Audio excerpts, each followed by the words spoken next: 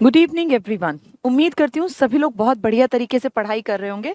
और हरियाणा जी के हम लोगों ने पढ़ा था लास्ट क्लास में वनों के बारे में, और वन्य जीव अभ्यारण्य का भी आधा टॉपिक हमने कंप्लीट कर लिया, क्योंकि उस दिन लंबी क्लास ले ली थी मैंने 1.5 घंटे की। तो आज उसी सीरीज को आगे बढ़ाते हैं, और आज नदियों के टॉपिक को भी हम, क्योंकि वो एक ही पेज बचा था लेकिन टाइम कंज्यूमिंग था, इसलिए उस पेज को आज कंप्लीट करेंगे।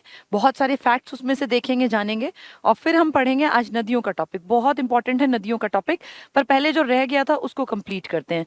ये सब मैंने आपको उस दिन पढ़ा दिया था, ये सब कंप्लीट था, ये फाइल मैंने आपको बताई थी।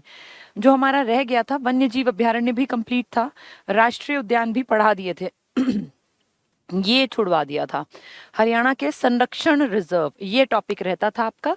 बाकी आपका देखो लास्ट जो मैंने क्लास में पढ़ाया था ना, याद करो, देखो ये बताया था, ये सुल्तानपुर नेशनल पार्क, कलेसर और सुल्तानपुर। कलेसर का एरिया काफी बड़ा है, अगर नेशनल पार्क कहें तो कलेसर बड़ा है, वाइल्ड लाइफ सेंचुरी कहें तो अबूब शहर बड़ा है। सबसे छोटी वाइल्ड लाइफ सेंचुरी छिलछिला महज 71 एकड़ में फैली है। ऐसे ही बात की थी हमने राष्ट्रीय उद्यान की, तो बड़ा कौन सा है, सुल्तानपुर वाला या कलेसर वाला? तो कलेसर बड़ा है। दो चीजें हैं कलेसर में, एक नेशनल पार्क और एक wild life sanctuary. Wild life sanctuary छोटी है सिरसा के अबूब शहर से, काफी अंतर है दोनों में, लेकिन इसका नेशनल पार्क बड़ा है गुड़गांव के सुल्तानपुर वाले से। ठीक है, तो ये हमने लास्ट पढ़ लिया था। आज इससे आगे की सीरीज को शुरू करते हैं। हरियाणा के संरक्षण रिजर्व, ये क्या होते हैं हरियाणा के संरक्षण रिजर्व? ये हरियाणा के संरक्षण रिजर्व में दो इंपॉर्टेंट है। मैंने आपको बताया था ना रिजर्व्ड क्या होते हैं एरियाज, संरक्षित कौन से होते हैं, वर्गीकृत कौन से होते हैं, अवर्गीकृत पढ़ाया था ना, ये आरक्षित वाले।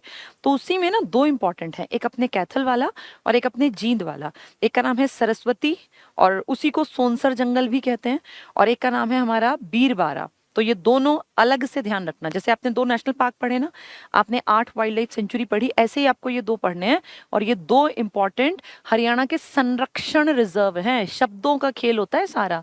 अगर वो कहें नेशनल पार्क यानी जो अपने राष्ट्रीय उद्यान है, तो वो सिर्फ 2 हैं, एक कलेसर यमुनानगर और एक सुल्तानपुर, जो पहले पक्षी विहार था गुड़गांव का लेकिन बाद में नेशनल पार्क बन गया। ठीक है, अगर वो कहें कितने वन्य जीव अभ्यारण्य, वाइल्ड लाइफ सेंचुरी, आप कहेंगे 8 है, हमने सारी पढ़ ली। अब वो कह रहे हैं कितने आपके यहाँ संरक्षण रिजर्व हैं, तो 2 हैं। कौन कौन से? एक सरस्वती और एक बीरबारा। ठीक है, तो सरस्वती अभ्यारण्य, इसी को सोनसर जंगल भी कहते हो, इसी का नाम है सोनसर जंगल। हरियाणा में कह देंगे वो 3 बड़े जंगल बताओ, तो सबसे पहला जंगल आपका कलेसर, दूसरा मोरनी की पहाड़ियां, पूरा जंगल ही जंगल तो है वो भी, और तीसरा बड़ा जंगल है आपका ये वाला, कौन सा? सोनसर जंगल, जिसका नाम है सरस्वती संरक्षण रिजर्व। ठीक है, ये वन्य जीव अभ्यारण्य नहीं है, नहीं ये नेशनल पार्क है, इसका नाम है संरक्षण रिजर्व।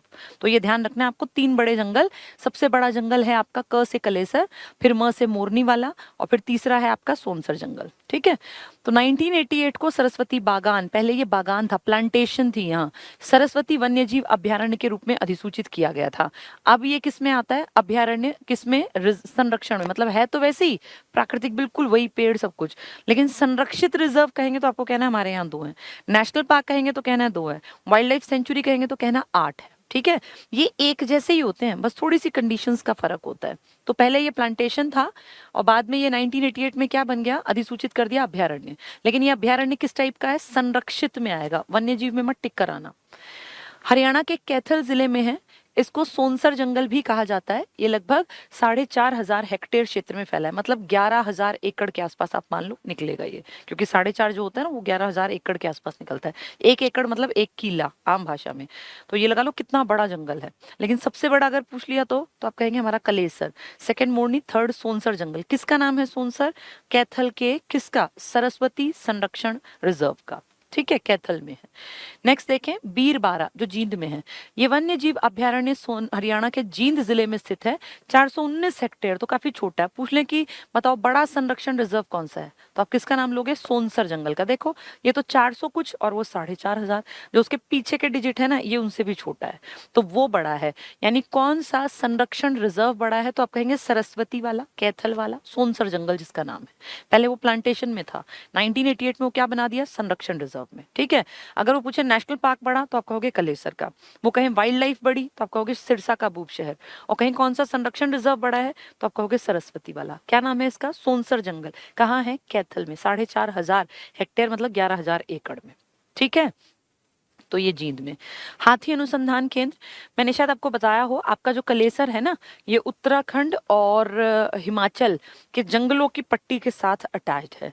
और आपके यहाँ पे घूमते फिरते हाथी भी कई बार कलेसर के कुछ कुछ किलोमीटर का एरिया है जहां एक आधी बार देखे गए हैं। तो हमने हाथी पुनर्स्थापना केंद्र बना दिया अपने यहाँ पर। बनसंतौर गांव पड़ता है आपके यहाँ यमुनानगर में, वो ये है हाथी अनुसंधान केंद्र, वैसे पुनर्स्थापित केंद्र है ये। यमुनानगर जिले के बनसंतौर, ये पेपर में आया हुआ है कई बार, बनसंतौर जंगल में हाथी पुनर्स्थापना यानी दोबारा से वो रह पाए और अनुसंधान केंद्र की स्थापना की गई। क्षेत्रफल इसका लगभग 5 एकड़ है, मतलब 5 किलो के आसपास का जमीन लेके और हाथी की पुनर्स्थापना पुनर्वास केंद्र बना दिया। बनसंतौर कहाँ पड़ेगा? यमुनानगर। तो यमुनानगर याद रखना, ठीक है, हाथियों के लिए भी। हिरण उद्यान, हिरण जो है ना आपके HIRAN स्पेलिंग होती है ना हिंदी से, अगर इंग्लिश में लिखे हिरण को तो H और R में है, यानी हिसार और रोहतक में हिरण के जो आपके केंद्र हैं। देखें हिरण उद्यान, इसकी स्थापना 1970 में हिरण का H स्टार्ट, हिरण HIRAN होता है ना, तो हिसार में की गई। इसका क्षेत्रफल 42 एकड़ है, एक छोटा सा है रोहतक में महम। तो महम आप जानते हैं चौबीसी चबूतरा फेमस है, महम इंपॉर्टेंट जगह है, लेकिन महम का हिरण उद्यान छोटा है। पेपर में ये दोनों आए थे, HSSC का कोई भरोसा नहीं है, तो आप पहली प्रायोरिटी देंगे हिरण कौन से वाले को? जो बड़े वाला है, हिसार वाला। तो 2 हिरण अभ्यारण्य, हिरण उद्यान है आपके यहाँ पर। देखो अब इसको तुम भूल जाओगे, इसलिए इसको ऐसे याद कर लो। देखो हिरण ऐसे लिखते हैं ना, हिरण, इस हिरण में देखो जरा H और R, H मतलब हिसार और R मतलब रोहतक, रोहतक का महम छोटा हिरण उद्यान। मेन हिरण उद्यान कौन सा है? तो आप कहेंगे हमारा हिसार वाला, ठीक है। हिरण उद्यान 2 हैं, संरक्षण भी कितने हैं? रिजर्व 2 हैं आपके यहाँ। और देखो अब क्या क्या हमें पता चला, 2 नेशनल पार्क है हमारे, एक गुड़गांव में, एक यमुनानगर में, कलेसर और सुल्तानपुर। हमारे 8 वन्य जीव अभ्यारण्य हैं, हमारे 2 संरक्षण रिजर्व है, एक सोनसर जंगल वाला जिसको आप सरस्वती कहते हैं, और एक आपका बीरबारा जींद वाला, और 2 ही आपके हिरण उद्यान हैं, एक हिसार वाला और एक महम रोहतक वाला, ठीक है। और हाथी पुनर्स्थापना एक ही है बनसंतौर में 5 एकड़ के आसपास, ठीक है। तो महम वाला छोटा है, रोहतक वाला, हिरण मेन है आपका हिसार वाला 1970। तो जब आपका हरियाणा बना उसके कुछ सालों में ही आपने हिरण उद्यान बना दिया। अब जो हमने अब तक पढ़ा था उसका रिवीजन है। कालेसर वन्य जीव अभ्यारण्य यमुनानगर में है। कालेसर क्यों कहते हैं? क्योंकि यहाँ कालेसर महादेव मठ है, उसके नाम पर इस जंगल का नाम कालेसर बना दिया। ये हरियाणा का सबसे बड़ा जंगल है, हरियाणा का सबसे बड़ा फॉरेस्ट पूछे तो आप कहेंगे कालेसर यमुनानगर। बीर शिकारगढ़ वन्य कहाँ है? ये पंचकुला में, बीर शिकारगढ़ पंचकुला में। छिलछिला सबसे छोटा 71 उसमें फैला हुआ एकड़ में कुरुक्षेत्र में। अबूब शहर सबसे बड़ा वन्य जीव अभ्यारण्य 29,000 एकड़ में फैला सिरसा में सबसे बड़ा। नाहर रेवाड़ी में है आपका। भिंडावास जो अपनी सुंदर झील के लिए प्रसिद्ध है, आपके देश में टोटल 1250 प्रजातियां मिलती हैं पक्षियों की, जिनमें से 500 आपके हरियाणा में और उसकी 250 मिलती हैं आपके भिंडावास में। सो सुंदर झील है यहाँ, बत्तखे हैं, बहुत सारी चीजें हैं। भिंडावास कहाँ पड़ेगा? ये आपके झज्जर में, और झज्जर में आपकी एक इंपॉर्टेंट नदी भी आज हम पढ़ेंगे जिसका नाम है साहिबी। खापड़वास, इसी को कप्पड़वास, कापरवास कई नामों से बुलाया जाता है, ये भी झज्जर में है। ये बड़ा है भिंडावास एरिया में, दोनों झज्जर में है और महज 1.5 किलोमीटर के अंतर पर हैं। झज्जर में आपका भिंडावास जो वन्य जीव अभ्यारण्य है, ये आपकी साउथ हरियाणा की एक इंपॉर्टेंट रिवर है साहिबी, इसके किनारे है। तो एग्जाम में आ जाए कि भिंडावास जो अपनी सुंदर झील के लिए प्रसिद्ध है, विभिन्न प्रजाति के पक्षियों के लिए प्रसिद्ध है, ये किस नदी के किनारे बसा है? तो झज्जर वाली कौन सी नदी याद रखनी है हमें? साहिबी, छोटी सी नदी है पर है इंपॉर्टेंट, ठीक है। खोल ही रहतान या खेल ही रहतान, ये आपके पंचकुला में। देखो ये 8 है, ये 8 आपको याद रखने हैं। कलेसर यमुनानगर, बीर शिकारगढ़ पंचकुला, छिलछिला कुरुक्षेत्र, अबूब शहर आपके सिरसा, नाहर रेवाड़ी, भिंडावास खप्पड़वास आपका झज्जर, और खोल ही रहतान कहाँ है? पंचकुला में, ठीक है। इनको भूलना नहीं है, 2-2 3-3 बार पढ़ने पड़ते हैं ये, तब जाके ये याद होते हैं। ये 8 आपके। जंतुओं के प्रजनन केंद्र, अब जैसे हमारे यहाँ जो ये जानवर हैं, पक्षी हैं, ये लगातार घटते ना चले जाएं, तो हम इनकी ब्रीडिंग के लिए अच्छी कंडीशंस प्रोवाइड कराते हैं। एक तो होता है नेचुरल, इन सिटू पढ़ाया था ना, एक्स सिटू, इन सिटू जो ऑलरेडी है, जैसे कि कहीं जंगल है, हमने उनको आरक्षित कर दिया, जंगल में ही जानवर रहेंगे, अपने आप वो ब्रीडिंग होगी, उनके रिप्रोडक्शन होंगे, अपने आप उनकी जो संख्या है वो बढ़ जाएगी। लेकिन कभी कभी कुछ चीजें ऐसी होती हैं जिनके लिए आपको काम करना पड़ता है, उनकी संख्या लगातार घटती जाती है, तो ऐसी कंडीशंस में आप ब्रीडिंग सेंटर बना देते हैं, जहाँ की आप इस तरह की कंडीशंस बनाते हैं ताकि उनकी बीमारियां ना हो उनको, और उनके जो बच्चे हैं वो अगली पीढ़ी तक जिंदा रहें। तो उसके लिए हम लोग ब्रीडिंग सेंटर्स बनाते हैं। अब बता रहे हैं कौन कौन से फेमस हैं। तो मगरमच्छ प्रजनन केंद्र, अब देखो हरियाणा में कोई बहुत बड़ी ऐसी विशालकाय नदियां तो है नहीं, जैसे एमपी है, बिहार है, तो नदियों में ना मगरमच्छ ही मगरमच्छ दिखते हैं। लेकिन आपके यहाँ हरियाणा में कोई बहुत भारी भरकम नदी नहीं है, इसलिए मगरमच्छ भी बहुत ज्यादा नहीं है। फिर भी मगरमच्छ के प्रजनन का हमने केंद्र बना दिया है भौर सैदान कुरुक्षेत्र में। तो हमने कहाँ बना दिया? कुरुक्षेत्र के भौर सैदान, भौर मतलब सुबह, जगह का नाम है भौर सैदान। कुरुक्षेत्र में आपने मगरमच्छ प्रजनन केंद्र बना दिया। तो मगरमच्छ भारी भरकम एक जानवर की श्रेणी में आता है तो वो पानी में रहने वाला जीव, दोनों में रह सकता है, पानी में भी, लैंड एरिया पर भी। तो उसके लिए आपने, बहुत ज्यादा नहीं है फिर भी आपने प्रजनन केंद्र कहाँ बना दिया? कुरुक्षेत्र के भौर सैदान में। चिंकारा एक प्रजाति है हिरण की, और आप सब जानते हैं चिंकारा के केस में ही सलमान खान फंस गया था आज से कई साल पहले, जो जेल भी काटनी पड़ी क्योंकि उसकी शिकार पे निकल के वो मार दिया था राजस्थान में। तो चिंकारा का प्रजनन केंद्र है आपके Bhiwani, Carew. Chinkara Carew, chinkara Carew, देखो पीछे रा है ना तो रू, चिंकारा कैरू कहाँ? भिवानी में, ठीक है। और मगरमच्छ का कहाँ है? भौर सैदान। सुबह उठते ही मगरमच्छ के दर्शन हो गए, भौर सैदान कुरुक्षेत्र में। और चिंकारा जो हिरण की प्रजाति है, चिंकारा रा ना तो कैरू, भिवानी में।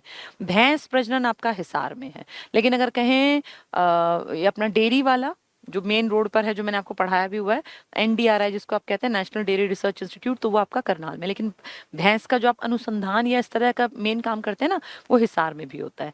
ब्लैक बक, काला हिरण, जो कि आपका राजकीय पशु है। काला हिरण है ना हमारा राजकीय पशु, कई किताबों में नील गाय लिखा है, वो नहीं है। आपका राजकीय पशु है, जो स्टेट एनिमल है आपका, वो है काला हिरण। ब्लैक मतलब काला, बक मतलब हिरण, हिरण को तो बक बोलते हैं, इसी का नाम है ब्लैक बक या काला हिरण, ठीक है। तो ये कहाँ है काले हिरण का प्रजनन केंद्र? कुरुक्षेत्र के पीपली में। पीपली में मैं आपको बता दूं आपका चिड़ियाघर भी है, पीपली में ही आपका चिड़ियाघर है। और यहीं पर आपका राजकीय पशु जो है ना ब्लैक बक, काला हिरण, इसका प्रजनन केंद्र भी है कुरुक्षेत्र में। तो कुरुक्षेत्र में 2 प्रजनन केंद्र हो गए, एक मगरमच्छ का और एक आपके राजकीय पशु का, ठीक है। नेक्स्ट है अश्व मतलब घोड़ा, घोड़े का, भैंस का। देखो घोड़े और भैंस का हिसार में, ब्लैक बक काला, ये हिरण और मगरमच्छ ये दोनों कुरुक्षेत्र, लेकिन ये पीपली में और ये आपका भौर सैदान में। चिंकारा कैरू रा रू, ठीक है। अश्व हिसार में। गिद्ध संरक्षण और प्रजनन केंद्र, गिद्ध का संरक्षण कोई खास करता नहीं है, गिद्ध को वल्चर कहा जाता है। वल्चर जो ये मरे हुए इस चीज को नहीं खाता, मरे हुए किसी मांस को, या कोई आदमी मरा पड़ा है, कोई जानवर मरा पड़ा है, गंदगी को साफ करता है, एनवायरमेंट को क्लीन करता है, नहीं तो वो चीजें सड़ जाएंगी, गल जाएंगी, उसे आप कहते हैं वल्चर। तो वल्चर के लिए दुनिया में पहला संरक्षण केंद्र आपने हरियाणा में खोला। किसी को चिंता नहीं थी वल्चर की, लेकिन हमें उसकी भी चिंता हुई, और हमने गिद्ध के संरक्षण और प्रजनन के लिए अपना केंद्र खोल दिया पिंजौर, जहां HMT की फैक्ट्री थी पंचकुला में 2001 में, ठीक है। नेक्स्ट पे आते हैं फीजेंट प्रजनन केंद्र काला तीतर। फीजेंट प्रजनन केंद्र काला तीतर, अभी हम काला हिरण पढ़ रहे थे, क्या था काला हिरण? ब्लैक बक, वो कहाँ था? पीपली कुरुक्षेत्र, जहाँ जू भी है। अब ये कह रहे हैं फीजेंट, फीजेंट मतलब हमारा काला तीतर जो हमारा राजकीय पक्षी है। एक हमारा राजकीय पशु था जिसका नाम था काला हिरण, एक आपका राजकीय पक्षी है जिसे आप कहते हैं ब्लैक फ्रैंकोलिन, उसी का नाम है काला तीतर, ठीक है। तो आपका जो ब्लैक फ्रैंकोलिन काला तीतर है, इसका प्रजनन केंद्र है मोरनी की पहाड़ियां जहां हैं पंचकुला में, ठीक है। काला तीतर फीजेंट, पक्षी मोरनी, मोरनी अपने आप में एक पक्षी है, ऐसे याद कर लो। तो जो पक्षी है ना आपका राजकीय काला तीतर, वो मोरनी की पहाड़ियों में है, आपका पक्षी मोरनी की पहाड़ी में। फिर देखते हैं गिद्ध की चिंता आपको हो रही है, दुनिया में किसी ने गिद्ध के लिए नहीं किया, आपने किया। और कहाँ किया? जहां आपकी HMT फैक्ट्री बंद पड़ी है, कहाँ की? पंचकुला पिंजौर की। ऐसे ही याद कर लेना, गिद्ध की चिंता वहां जहाँ फैक्ट्री बंद पड़ी है, वहां कुछ गंदगी पड़ी होगी जिसको वल्चर साफ करे। तो गिद्ध प्रजनन और संरक्षण केंद्र आपके पिंजौर में, पंचकुला में। और एक हमने क्या देखा अभी अभी? फीजेंट काला तीतर मोरनी, तो तीतर और मोरनी पक्षी हैं तो पक्षियों का एक साथ कर देना। गिद्ध की चिंता, बंद पड़ी फैक्ट्री। घोड़ा है या भैंस है तो हिसार। ब्लैक बक जहां आपका छोटा चिड़ियाघर है पीपली में। चिंकारा आपका कैरू में, राह रू, और मगरमच्छ के आंसू सुबह सुबह भौर सैदान कुरुक्षेत्र में, ठीक है। तो ये सारे पढ़ने के हैं। नेक्स्ट रेड जंगल फाउल, लाल जंगली मुर्गा, जो बहुत पाया जाता है आपके कलेसर में, कलेसर का जो जंगल है ना, उसमें बहुत सारे लाल जंगली मुर्गे, इसी के लिए इनफैक्ट वो फेमस भी है। तो लाल जंगली मुर्गा है तो आपके यमुनानगर के कलेसर में, लेकिन इसका ब्रीडिंग सेंटर आपके कलेसर में नहीं है। बहुत इंपॉर्टेंट, इसका ब्रीडिंग सेंटर है जो बंद पड़ी है जगह, एचएमटी की फैक्ट्री बंद पड़ी है, वहां वल्चर का भी था और वहां रेड जंगल लाल जंगली मुर्गे इसके लिए भी है। अब पूछेंगे लाल जंगली मुर्गे के लिए कौन सा आपका अभ्यारण्य फेमस है, तो आपका हो गया हमारा कलेसर। लेकिन उनकी ब्रीडिंग कलेसर में नहीं होती, मतलब जो आप, एक तो होता है नेचुरल, एक होता है इंसान कोशिश करे, तो वो कोशिश आप, वो बंद पड़ी फैक्ट्री कहाँ है ये सोचना है, सिर्फ ऐसा है नहीं कि पिंजौर में। तो दो चीजों का पिंजौर में, एक तो गिद्ध का संरक्षण प्रजनन और एक लाल जंगली मुर्गे का, कहाँ पर है दोनों का, पिंजौर। कहाँ पड़ेगा, पंचकुला में। भौर सैदान, सुबह सुबह मगरमच्छ के आंसू। चिंकारा क्या था, कैरू, है ना, रू और रा याद कराया। अश्व का और भैंस का हिसार में। काला तीतर का कहाँ है, और काले हिरण का, काला हिरण और काला तीतर ये याद रखने पड़ेंगे आपको। फीजेंट का और ब्लैक बक का, तो एक आपके कुरुक्षेत्र में और एक आपके इसमें जो ये पीपली, पीपली वाला कुरुक्षेत्र वाला एक ही है, ठीक है। नेक्स्ट देखो लास्ट इसका, मयूर या मोर मतलब पीकॉक। और चिंकारा, चिंकारा अभी ऊपर भी आया था देखना जरा, लेकिन वो अकेला चिंकारा था, देखो सिर्फ चिंकारा, रा रू, लेकिन अब दो आ गए, मोर और चिंकारा। इन दोनों का अगर पूछेंगे तो झाबुआ रेवाड़ी, पेपर में ऐसे ही फंसाते हैं वो। सिर्फ चिंकारा देंगे तो कैरू भिवानी वाला जो 1985 में बना, और मोर और चिंकारा का प्रजनन और संरक्षण केंद्र दोनों का तो झाबुआ रेवाड़ी का, ठीक है। ये बार बार पढ़ के तब याद होते हैं, एकदम से सोचोगे आज ही मुझे याद हो तो बड़ा मुश्किल होता है, दो चार बार इसको पढ़ के ध्यान से। मगरमच्छ के आंसू सुबह सुबह देखे भौर कुरुक्षेत्र में। चिंकारा अकेला है तो रू कैरू भिवानी। भैंस और अश्व हिसार, क्योंकि वहां बहुत काम है। ब्लैक बक काला ये होता है ना हिरण, काला हिरण, तो ये आपके उसमें है पीपली, पीपली में क्या है आपका चिड़ियाघर छोटा, तो वहां है।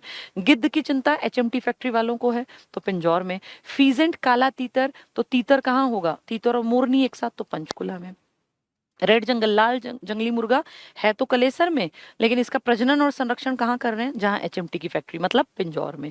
और मोर और चिंकारा इकट्ठे आ गए तो झाबुआ रेवाड़ी। अकेला आया तो चिंकारा, तो फिर आएगा कैरू। अकेला है तो कैरू, मोर और चिंकारा है तो झाबुआ। उस एचएमटी की फैक्ट्री में किसका है, वल्चर, जिसकी किसी को परवाह नहीं उसकी हमें परवाह है। और एक हमारा ये वाला रेड जंगल फाउल। और फिर मोरनी का, मोरनी में क्या है इसका अपना काले तीतर का। और ब्लैक बक का आपके पीपली में है। देखो अब ये सारे याद होने चाहिए। भौर सुबह के मगरमच्छ के आंसू, कैरू चिंकारा, हिसार में भैंस और अश्व, पीपली चिड़ियाघर है ना तो काला हिरण, देखो ये रहा ब्लैक बक। हिसार में फिर भैंस और अश्व।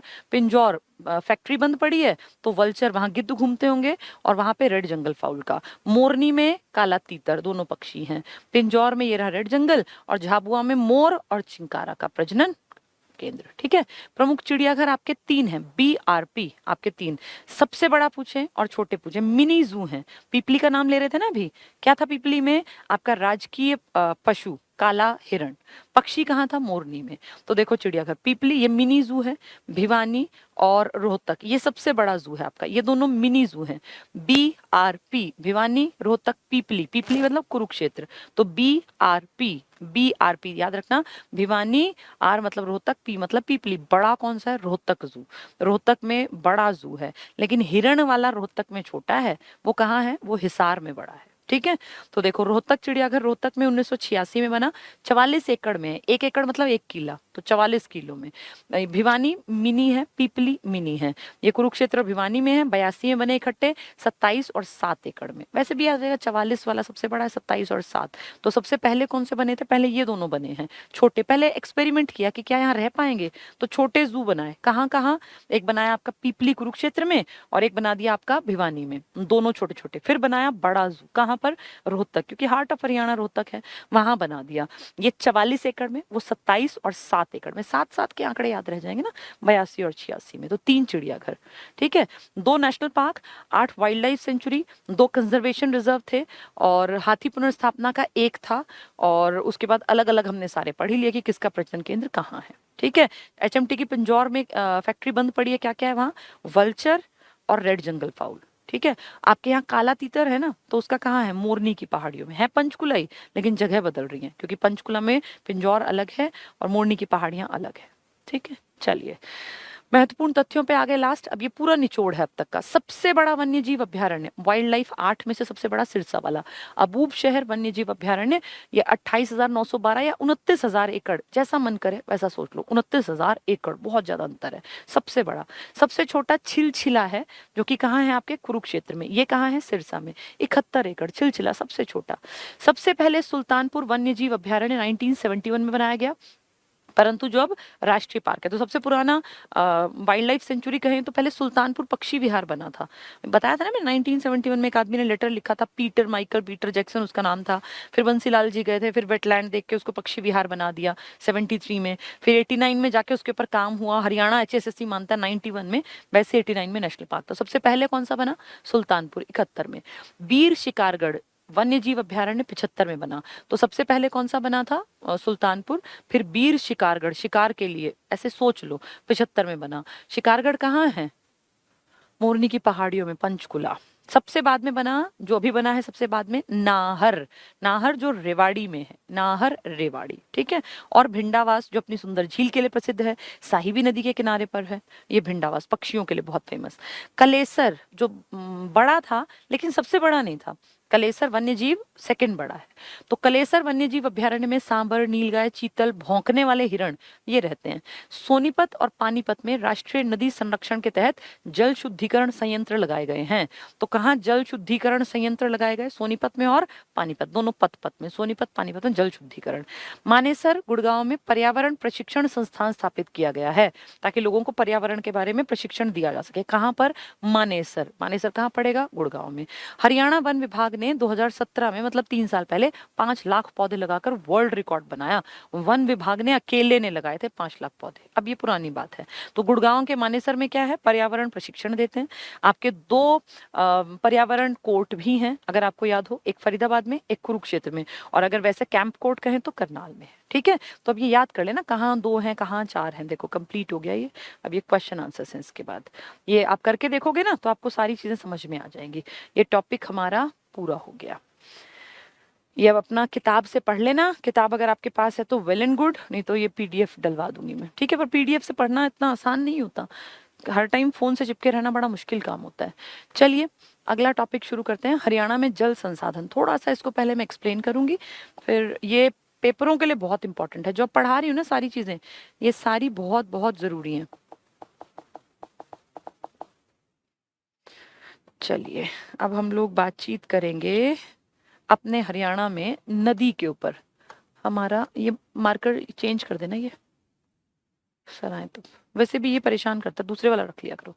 नदियों के ऊपर बात करते हैं। हरियाणा में कोई बहुत भारी भरकम नदी तो है नहीं, जैसी गंगा है या जैसी ब्रह्मपुत्र है या जैसी सिंधु है, ऐसी नदी नहीं है हरियाणा में। हरियाणा में अगर नदी का नाम लें तो आपके दिमाग में तुरंत 2 नदी आएंगी, यमुना और घग्गर। और अगर देखें तो प्राकृतिक तौर पर हरियाणा बेसिकली घग्गर और यमुना के बीच में ही बसा हुआ, ये बीच का हिस्सा है। इन 2 नदियों के बीच के हिस्से को आप कहते हैं ये हमारा हरियाणा है। और हम अपने आप को लकी माने कि हरियाणा इतना उपजाऊ है, जहाँ की मिट्टी से सोना निकलता है, कभी गेहूं के रूप में, कभी धान के रूप में, कभी बाजरे के रूप में, कभी गन्ने के रूप में। मतलब हरियाणा अपने आप में इतना रिच है कि पूरे देश का महज 1.34% हिस्सा लेके, महज 2% की आबादी लेके हम हरियाणा प्रोडक्शन में कहीं 8% का योगदान दे रहे हैं, कहीं 6% का। तो अगर देखें जितना एरिया है, जितनी आबादी है, उससे 3 गुना 4 गुना ज्यादा हम प्रोडक्शन दे रहे हैं। इसका कारण क्या है, इसका कारण है आपके यहाँ की मिट्टी की उर्वर क्षमता। बहुत बहुत फर्टाइल लैंड है और यहाँ कोई खास नदी नहीं है, कोई ऐसा नहीं है कि यहाँ कोई पहाड़ों से निकल के बहुत जैसे लश ग्रीन एरिया वाली रिवर्स हों। लेकिन आपके हरियाणा में कमी भी नहीं है, आपका हरियाणा पूरी तरह से उपजाऊ है और हर एक जिले में आप देख लीजिए हर चीज पैदा की जाती है। तो आपका पूरा हरियाणा उपजाऊ है, हरा भरा है और सभी तरह की फसलें यहाँ पे बहुत आसानी से पैदा हो जाती हैं। तो ऐसा नहीं है जैसे अब बंगाल में जाएं तो गेहूं बहुत कम है, बहुत ही कम, धान बहुत है। हमारे यहाँ देखो गेहूं भी बहुतायत में है और धान भी बहुतायत में। ऐसे बहुत सारे स्टेट्स हैं जहाँ कुछ होता है, जैसे साउथ में जाइए तो गेहूं कम मिलता है, लेकिन हमारे हरियाणा में साउथ की चीजें भी मिल जाएंगी और नॉर्थ की भी। तो अपने आप में रिच कल्चर है यहाँ का। कारण नदियां बहुत बढ़िया हैं, मतलब वैसे बढ़िया नहीं है, लेकिन जो मिट्टी है ना ये प्राचीन काल से उपजाऊ रही, क्योंकि पंजाब हरियाणा पंजाब से तो अलग हुआ है, 5 नदियों का कहीं ना कहीं फर्क तो रहा हमारे पास। जो आप ये वाली नदी देख रहे हैं ना, ये आपकी यमुना नदी है। जो आप ये वाली नदी देख रहे हैं ये आपकी घग्गर नदी है। ये आपकी हरियाणा की सबसे इंपॉर्टेंट दो बड़ी नदियां हैं, लेकिन दोनों में जमीन आसमान का अंतर है। ये यमुना आपकी 320 किलोमीटर की बाउंड्री बनाती है, नेचुरल बाउंड्री आपके और यूपी के बीच में। आप और यूपी, नदी के उस तरफ वाला पहला गांव यूपी में गिना जाता है और नदी के किनारे बसा इस तरफ का गांव हरियाणा में। तो नेचुरल बाउंड्री है हरियाणा और यूपी के बीच में, कितने किलोमीटर की? 320 किलोमीटर की। घग्गर आपकी बाउंड्री नहीं बनाती, क्योंकि घग्गर नदी की खासियत है, ये कुछ हिस्सा हरियाणा में कवर करती है, फिर ये पंजाब में निकल जाती है थोड़ा सा चलते ही, फिर पंजाब से वापस हरियाणा में आती है, फिर पंजाब में निकल जाती है, फिर हरियाणा में आती है, फिर हरियाणा से राजस्थान निकलती है। इसीलिए इसको नेचुरल बाउंड्री आप नहीं कह सकते, क्योंकि कभी पंजाब, कभी हरियाणा, फिर पंजाब, फिर हरियाणा, फिर हरियाणा, फिर राजस्थान। जबकि यूपी को आप कह सकते हैं कि हमारे साथ नेचुरल बाउंड्री है, गॉड गिफ्टेड हमारी और यूपी के बीच की नेचुरल बाउंड्री है यमुना। ये पूरी तरह से हमें एक जल विभाजक के रूप में अलग कर देती है। ठीक है, अब जो ये घग्गर देख रहे हो ना, ये 292 किलोमीटर लंबी है, मतलब आपके एरिया में। वैसे तो पूरी तो लंबी है, आपके यहाँ पर ये 320। तो लंबी नदी कौन सी हुई? यमुना। एक अंतर। दूसरा अंतर, यमुना नदी आपकी 12 मासी है, 12 के 12 महीने, 12 मासी, 12 के 12 महीने, कम बेशक सही, लेकिन पानी रहेगा, हमेशा चलेगा पानी, इसलिए नित्य वाहिनी, नित्य मतलब सदा, नित्य वाहिनी, इसको आप सदाबहार भी कह सकते हैं, नदी जिसमें हमेशा पानी रहे। तो 12 मासी, सदाबहार, नित्य वाहिनी नदी आपकी यमुना। यमुना का नाम यम से स्टार्ट होता है, क्योंकि ऐसा माना जाता है कि ये यम की बहन है। यम कौन थे? यमराज। ये दोनों भाई बहन, मतलब यम जो यमराज है मृत्यु के देवता, और ये यमुना, ये दोनों सूर्य के बच्चे हैं। तो ये सूर्य की पुत्री भी कहलाती है, कि ये सूरज की बेटी है, क्योंकि यमराज सूरज के बेटे थे, तो उनकी बहन है, तो ऑब्वियसली सूरज की बेटी है। तो सूर्य पुत्री यमुना है, यम की बहन यमुना है। यमुना आपके और यूपी के बीच की नेचुरल बाउंड्री है 320 किलोमीटर की। और यमुना आपके राज्य में जब एंटर करती है ना, तो ये घुसती है हरियाणा में, ये बहुत ऊंचाई से निकल के आती है। जो हिमालय है ना, हिमालय, वहां पे बहुत ऊंचाई पर स्थित है, एक 6330 मीटर ऊंची, बहुत ऊंची चोटी हो गई, क्योंकि वर्ल्ड की सबसे ऊंची चोटी की हाइट आप जानते हैं 8848 मीटर, आपके यहाँ सबसे ऊंची चोटी है 8598, इसी रेंज में हिमालय में। तो सोचो, जो आपकी सबसे ऊंची है, मतलब इंडिया में इससे ऊंची चोटी नहीं है, उससे थोड़ी तो नीचे है, तो काफी ऊंची है। क्योंकि अगर हम हरियाणा की ऊंची चोटी की बात करते हैं तो हमारा आंकड़ा बहुत छोटा होता है, 1514। ये है ना आपकी सबसे ऊंची, इसको आप कहते हैं इंडिया की, ये हरियाणा की सबसे ऊंची, महज 1500। और उसको देखना जरा, 6300, 6.5 के हेरफेर में आ गई ना। तो आप खुद देखो कितना ज्यादा अंतर है, क्योंकि ये पहाड़ बहुत ऊंचे हैं जहां से यमुना निकलती है, इसलिए हम कहते हैं कि सदा नीरा है, क्योंकि इसका सोर्स बारिश नहीं है, इसका सोर्स बारिश भी है, हेल्प करती है, लेकिन मेन सोर्स है हिम नदी। हिम जब पिघलती है तो अलग अलग धाराएं मिलकर एक बड़ी नदी का निर्माण करती हैं, जिसका नाम है आपकी यमुना नदी। कहाँ है ये है गढ़वाल। गढ़वाल आप जानते हैं पहाड़ी इलाका है। गढ़वाल हिमालय जो है ना, इसमें एक ऐसे गढ़वाल हिमालय, मान लो हिमालय का पूरा रीजन है, इसमें बहुत सारे पहाड़, अगर आप कभी पहाड़ों में गए हैं तो आप इस चीज को ज्यादा अच्छा समझ पाएंगे। पहाड़ एक नहीं होता, पहाड़ों की पूरी ऐसे सीरीज होती है, पूरा फोल्ड माउंटेन्स, पूरी सीरीज हजारों किलोमीटर में फैले हुए। इसमें मान लीजिए एक ये है गढ़वाल हिमालय, इसका नाम है बंदर पूंछ। बंदर पूंछ, इस एक पहाड़ का, ये पूरा तो हिमालय है रीजन, इस एक पहाड़ का नाम है बंदर पूंछ। इसके इधर वाला पूर्वी ढाल हुआ और इधर वाला पश्चिमी ढाल। तो गढ़वाल हिमालय के बंदर पूंछ के पश्चिमी ढाल पे पूरा बर्फ से लदा हुआ यहाँ हिमानी है, और इसका नाम है यमुनोत्री। यमुनोत्री, बिल्कुल बर्फ से वाइट है ये पूरा एरिया। यहाँ से धीरे धीरे पिघल पिघल के, बर्फ पिघल पिघल के एक नदी के रूप में आगे चलती है, जिसको आप कहते हैं ये यमुना है। और इसका उद्गम आपने कहाँ से बताया? इससे पहले नहीं थी ये, आपने कह दिया जी इसका उद्गम यहाँ से है। तो क्या है ये जगह? इस जगह का नाम है यमुनोत्री। कहाँ पड़ती है? एक पहाड़ पर, जिसका नाम है बंदर पूंछ। और ये पहाड़ किस रीजन में आता है? तो गढ़वाल हिमालय में। उम्मीद है समझ में आ गया होगा। हिमालय के अलग अलग रीजन्स हैं, तो आप कहेंगे गढ़वाल हिमालय के बंदर पूंछ के पश्चिमी ढाल से, यमुनोत्री हिमानी से हमारी यमुना नदी निकल के आती है, जो यम की बहन है, सूरज की बेटी है। और वहां 6330 मीटर की ऊंचाई से निकलने के बाद यहाँ फिर सोचो, इस अकेले का थोड़ी पानी है, आप सोचो इस पहाड़ से भी पानी आएगा, इस पहाड़ से भी थोड़ा, इस तरह से ना नदी धीरे धीरे करके बड़ी होती जाती है, आगे चलती जाएगी, फिर कहीं बारिश का पानी, फिर इसलिए इसकी क्वांटिटी ऑफ जो वाटर है वो बढ़ता जाएगा, बढ़ता जाएगा। और एक लंबा सफर तय करती हुई ये हरियाणा में एंटर करती है, बहुत सारे पानी के साथ। और जब ये हरियाणा में एंटर करती है तो आपके यहाँ एक जगह है जो आप अच्छी तरह जानते हैं, कलेसर, जो जो कालेश्वर महादेव मठ के कारण कलेसर है, यहाँ से ये एंटर करती है। कलेसर कहाँ पड़ेगा आपके? यमुनानगर। मान लीजिए यहाँ, यहाँ से ये एंटर कर गई हरियाणा में, और हरियाणा में एंटर करते ही यमुनानगर में ही आपने यहाँ पर हथिनी कुंड बैराज, हथिनी कुंड बैराज बनाया हुआ था। हथिनी कुंड बैराज या ताजे वाला, सुना होगा आपने। ये एक जब खराब हो गया था तब दूसरा खड़ा कर दिया था उसी जगह 2 किलोमीटर के अंतर पर। ताजे वाला बांध भी कह देते हैं, बैराज भी। एक्चुअली बांध होता है जिसकी हाइट ज्यादा हो, बैराज होता है कंपैरेटिवली छोटा। बांध का टारगेट होता है बहुत पानी को रोकना या बिजली बनाना, लेकिन आपके यहाँ पे इतना कोई बड़ा बांध नहीं है, मैंने देखा हुआ है। नॉर्मल सा बांध, मतलब बैराज है, बांध कहना गलत है, बैराज है ये। और बैराज का फंक्शन होता है जब पानी एकदम से आता है ना क्वांटिटी में, तो उसको डाइवर्ट करने के काम आ जाता है बैराज। तो वो बैराज बीच में ऐसे खड़ा कर दिया, पानी आया बहुत तेज, उसने एक बीच में रोक के इसको और साइड से 2 अलग अलग हिस्से निकाल दिए। इसको ऐसे समझिए, ये पानी आ रहा था, यहाँ बैराज ऐसे एक बड़ा सा बना दिया पानी को रोकने के लिए, और फिर ये पानी सारा यहाँ आके रुका। फिर इसके साइड से इधर और इधर नहरें निकाल दी। ये पानी बहुत ज्यादा क्वांटिटी थी पीछे से, यहाँ आके आधा पानी इधर निकाल दिया। इसको आप कहते हैं पश्चिमी यमुना नहर, जो आपके पूरे हरियाणा की इस मेन पट्टी को सिंचाई के काम आती है और दिल्ली तक जो चली जाती है। दिल्ली इसी के ऊपर तो डिपेंड करती है। और जो इधर चली गई यूपी की तरफ, क्योंकि ये यूपी था, इसको कह दिया पूर्वी यमुना नहर। तो पूर्वी यमुना नहर कभी आपने नहीं सुना हो शायद, क्योंकि आपके यहाँ है ही नहीं, आपके यहाँ है पश्चिमी यमुना नहर। ठीक है, तो ये इंपॉर्टेंट है, ध्यान रखना। बैराज है, कौन सा बैराज है? हथिनी कुंड बैराज, ताजे वाला बैराज, कुछ भी कह लो, यहाँ से पानी निकलता है इसका। चलिए, हम नहर जब पढ़ेंगे तब और डिटेल से बात करेंगे, अभी हम बात करते हैं सीधे यमुना की। तो यमुना आपके हरियाणा में एंटर हुई है, इधर बना देती हूँ थोड़ा सा ताकि समझ में आ जाए। और फिर ये ऐसे बहती बहती बहती बहती फिर ये निकल गई उस तरफ, यूपी की तरफ। तो इसने क्या क्या कवर किया? ये हरी ऊंची पहाड़ियों से निकल के पानी लेके ये घुसी थी आपके यहाँ, कलेसर से एंटर हुई थी, वो जो पूरा जंगल है, यानी यमुनानगर। फिर यमुनानगर क्रॉस करते करते ये नीचे आई तो करनाल में एंटर हुई। करनाल से आगे चली तो ये पानीपत आ गई, पानीपत से आगे चली तो ये सोनीपत आ गई। फिर आ गया आपका दिल्ली, ये थोड़ा इधर की तरफ बना ले, दिल्ली। ये दिल्ली में बहती है ना, यमुना नदी के किनारे ही तो दिल्ली बसा था, शाहजहानाबाद जिसका नाम था। लाल किले के बिल्कुल टच होके पहले यमुना बहती थी।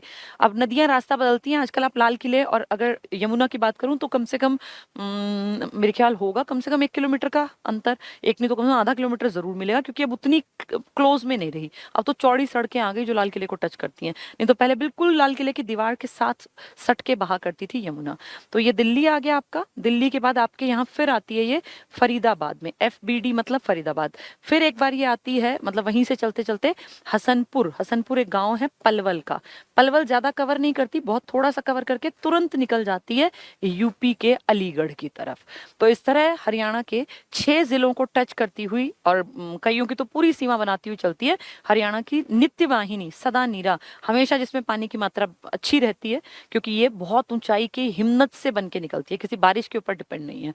तो ये 6 कौन कौन से जिले हैं? यमुनानगर, करनाल, पानीपत, सोनीपत, फरीदाबाद और पलवल।